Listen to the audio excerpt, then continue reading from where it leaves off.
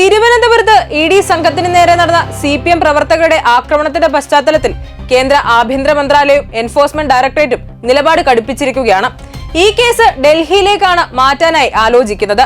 മുൻ മുഖ്യമന്ത്രി പിണറായി വിജയന്റെ വസതിയിലെത്തി മകൾ വീണ വിജയനെ ചോദ്യം ചെയ്യാനും രേഖകൾ പിടിച്ചെടുക്കാനുമെത്തിയ ഇഡി സംഘത്തിന്റെ കാറുകളാണ് അന്വേഷണ സംഘം മടങ്ങുന്ന സമയത്ത് CPM പ്രവർത്തകർ അടിച്ചു തകർത്തത്.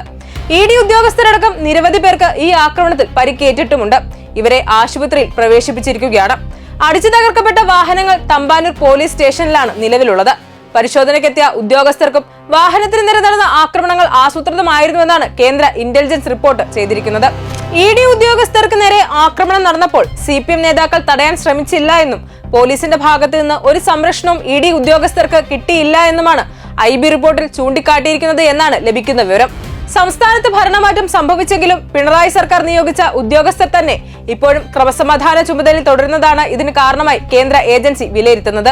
ഈ റിപ്പോർട്ട് അതീവ ഗൗരവമായാണ് കേന്ദ്ര ആഭ്യന്തര മന്ത്രാലയം നോക്കിക്കാണുന്നത്.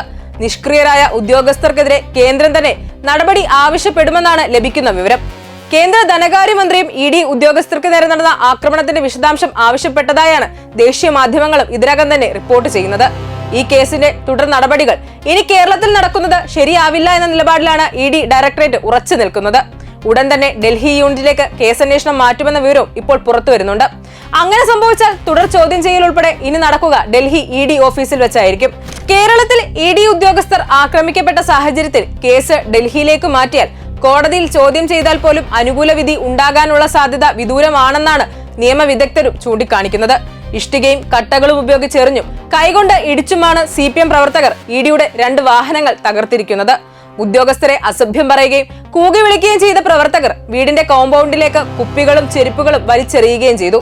വനിതാ ഉദ്യോഗസ്ഥർ ഉൾപ്പെടെയുള്ള ഇഡി സംഘം 10 മിനിറ്റിലധികമാണ് പ്രകോപിതരായ ഈ ജനക്കൂട്ടത്തിന്റെ കുടുങ്ങിക്കിടന്നത്.